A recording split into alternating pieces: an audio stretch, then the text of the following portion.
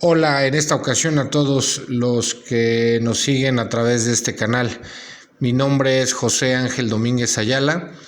Soy estudiante de la licenciatura en Derecho en el Centro Universitario de Alguense y este es un proyecto de mi catedrática, la doctora Denise García. Ella imparte la materia de Introducción al Estudio del Derecho Económico y durante los siguientes minutos hablaremos de la organización económica del Estado mexicano. Así que, sin más preámbulo, entremos en materia. Bueno, como se ha explicado anteriormente, el Estado mexicano contemporáneo es consecuencia de la primera revolución social de América Latina y por tanto su perfil y orientación plasmados en la Carta Fundamental apuntan a conformar una sociedad democrática no solo en lo político, sino también en lo social, como lo expresa el artículo 3 de la Constitución. Se trata de un cuadro institucional en que al Estado corresponde planificar el orden económico general y las órdenes parciales. Por tanto, garantizar la capacidad de competencia en los mercados, para que funcione como mecanismo de control de los monopolios y oligopolios. Esto es, evitando o reduciendo la concentración de poder en los mercados, ordenando, completando y fomentando la competencia. Sin embargo, dichos postulados han sido sometidos a las exigencias de una globalización mundial que está orientada hacia una economía de mercado de discutible eficacia y abierta a los factores financieros y comerciales internacionales. Asistimos, en consecuencia, a una dualidad jurídica, debido a que la Carta Fundamental ratifica una línea nacional o hacia adentro y la política actual se articula a un modelo global, es decir, hacia afuera.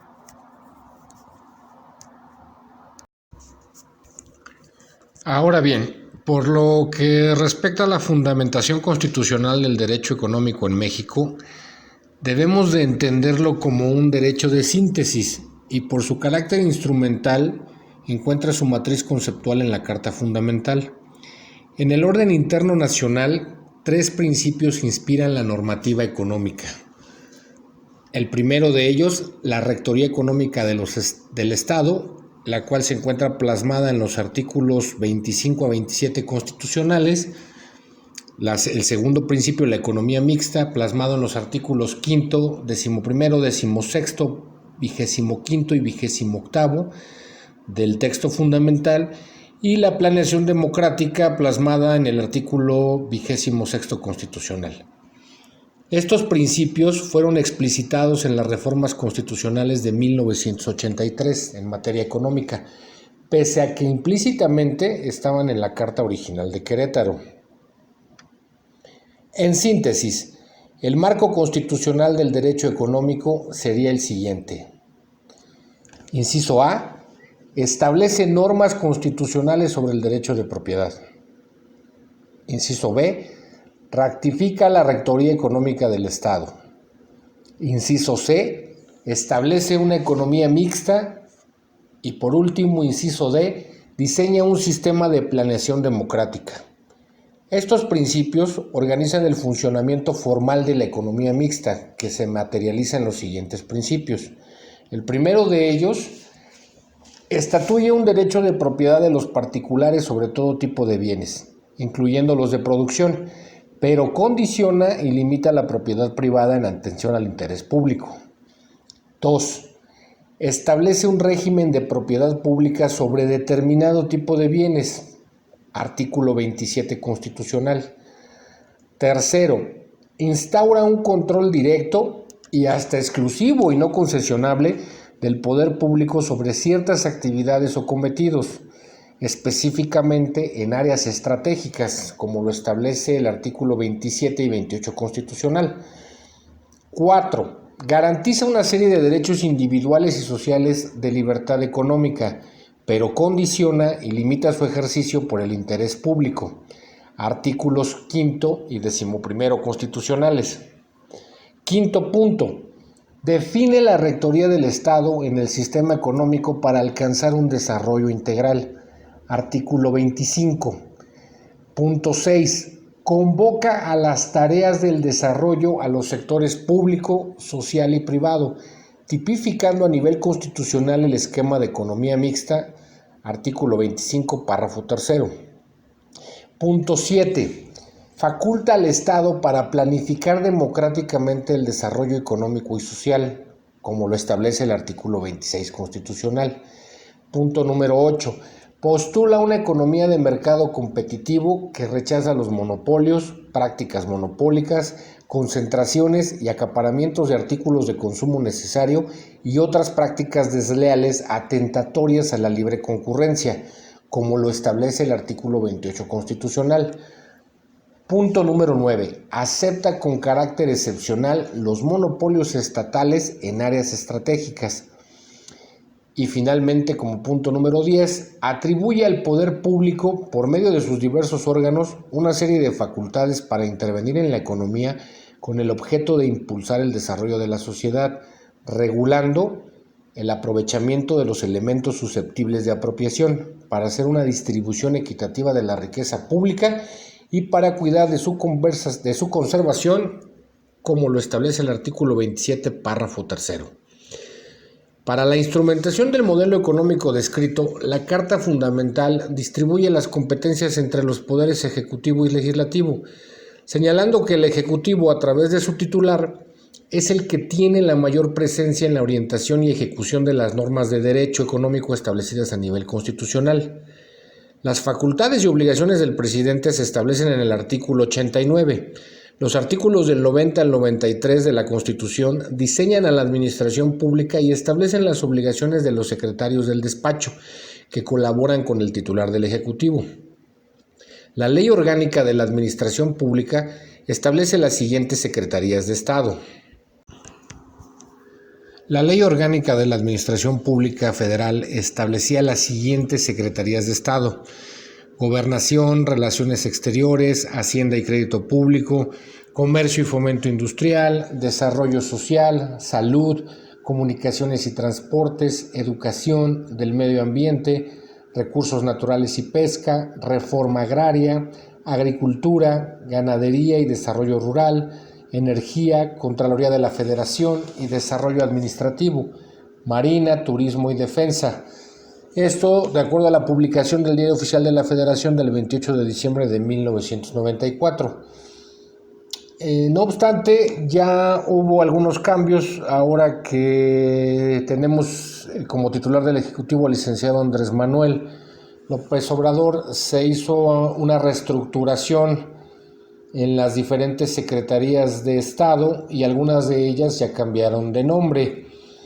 Ahora las secretarías de Estado algunas permanecieron con el mismo nombre, con la misma denominación, como la Secretaría de Gobernación, la Secretaría de Relaciones Exteriores, la Secretaría de la Defensa Nacional, la Secretaría de Marina, la Secretaría de Hacienda y Crédito Público, la Secretaría de Bienestar, ahora es una nueva secretaría, la Semarnat, la CENER, la Secretaría de Economía, la SEP, permanecieron iguales.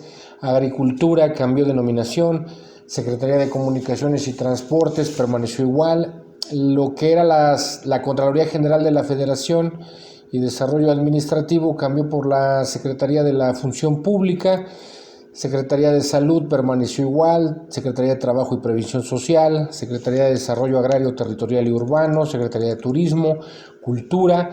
Lo que era la Procuraduría General de la República ahora pasó a ser la Fiscalía General de la República.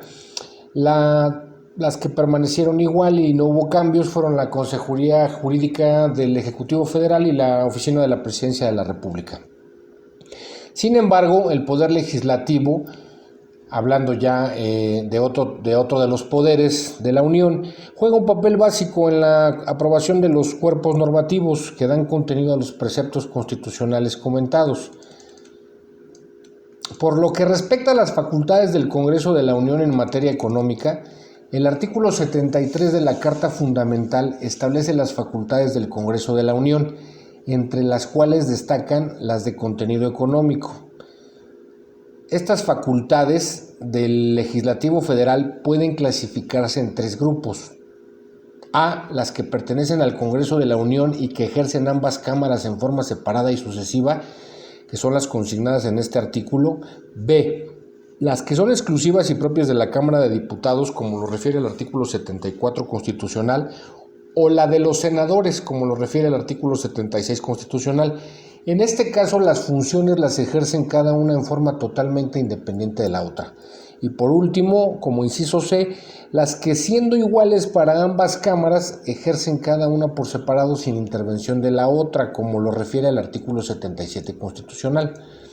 Las 30 fracciones de este artículo otorgan al Congreso la facultad de legislar en todas aquellas materias consideradas de interés primordial para la existencia de la República y para el cumplimiento de los ideales políticos y económicos perseguidos por la Revolución Mexicana.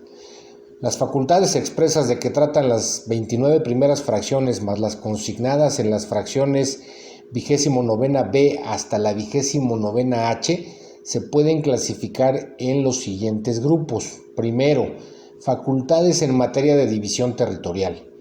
Son las que establecen las fracciones primera, tercera, cuarta y quinta.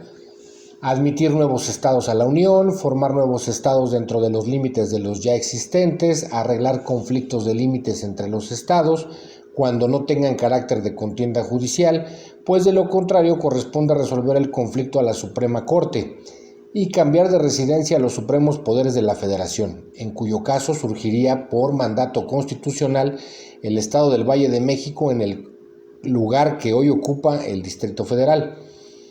2. Facultades en relación con el Distrito Federal, ahora lo que es la Ciudad de México. La fracción sexta faculta al Congreso para expedir el Estatuto de Gobierno del Distrito Federal y legislar en todo lo concerniente a la Ciudad de México, que no se encuentra expresamente reservado a la Asamblea de Representantes. De esta manera, la reforma de octubre de 1993 ha cambiado sustancialmente el contenido de esa fracción, que anteriormente confería una competencia legislativa muy amplia al órgano federal, es decir, al Congreso de la Unión, y solo una atribución reglamentaria local, que en este caso a la Asamblea de Representantes, además de regular todo lo referente al ejercicio del gobierno del Distrito Federal, que, con la citada reforma, ahora se ubica en el artículo 122 de la Constitución. 3. Facultades en materia hacendaria. Es función legislativa la expedición de la ley de ingresos. La vida misma del Estado requiere que su administración realice gastos, pero las autoridades no pueden disponer libremente del dinero que recauden, sino que deben hacerlo de acuerdo con el presupuesto de egreso, es decir, con los gastos que anualmente aprueba la Cámara de Diputados. Cuando gastos públicos excepcionales no puedan ser cubiertos con los ingresos ordinarios, el Congreso puede dar las bases al Ejecutivo para la celebración de empréstitos y posteriormente aprobarlos. Empréstitos son los préstamos hechos al Estado y que aumentan su deuda pública, como lo establece la fracción octava. Deben también legislar en todo lo relativo a la moneda, establecido en la fracción 18ª. Por ejemplo, determinar cuál es la unidad monetaria mexicana, sus múltiplos y submúltiplos, fijar el carácter obligatorio de su circulación, etc. Punto número 4. Facultades respecto al comercio entre los estados. La fracción novena del artículo 73 está relacionada con los artículos 117 en sus fracciones cuarta, quinta, sexta y séptima y 131.